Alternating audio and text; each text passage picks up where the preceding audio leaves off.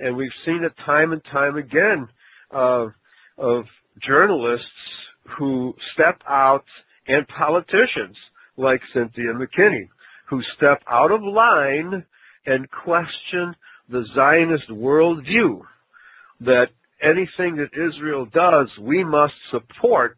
And I mean the Israelis, because I don't give them the credit for being the Israel of the Bible. The Jewish people are most definitely not the Israel of the Bible by their own admission, and I can give you quote after quote after quote. The Jewish people, 95% of them are of Ashkenazi Khazar descent. It was H.G. Wells who, in his outline of history, stated that the vast majority of Jews today, their ancestors never set foot in Palestine. And he was talking about the Ashkenazi Khazar Jews who converted to Judaism in the 8th or 7th century A.D., and those people had absolutely nothing to do with any of the events in the Bible, okay? And so, but these are the people who invented communism and Zionism, and you have used those two political movements to divide, or talk about divide and conquer.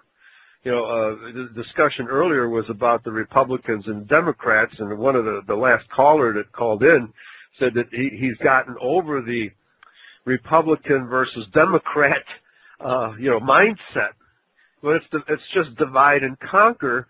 You give people the Hegelian dialectic, right, or the Marxian dialectic.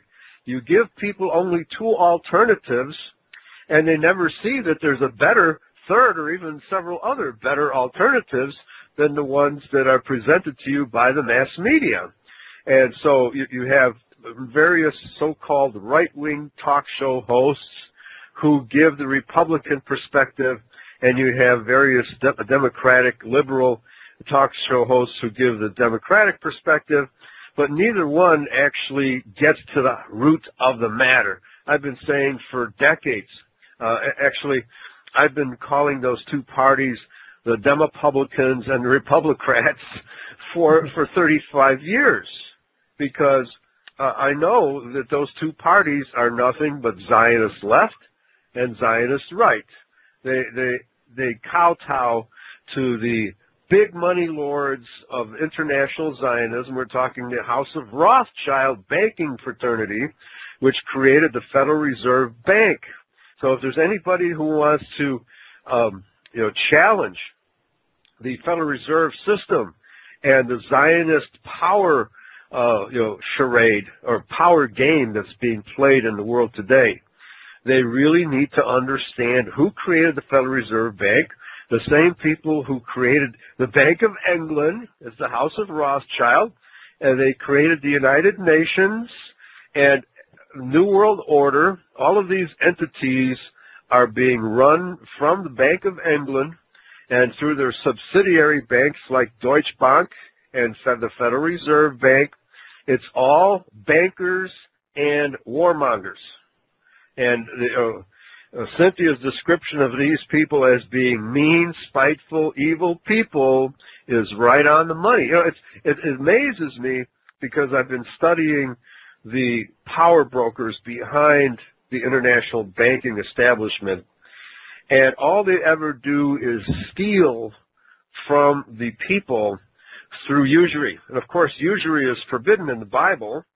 And yet we have these people claiming to be God's chosen who are the world's foremost usury mongers. So how can they be God's chosen people if they're violating one of the most important laws in Scripture? And furthermore, they have never practiced the Jubilee.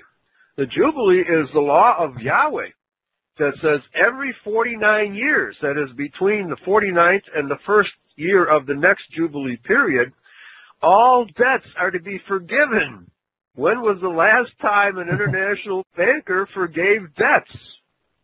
Oh, yeah. Well, now if you listen to these people, and of course, they're the ones who created the Israeli state as well, the Jewish state, right? So if they're God's chosen people, why are they constantly violating every law of the Bible?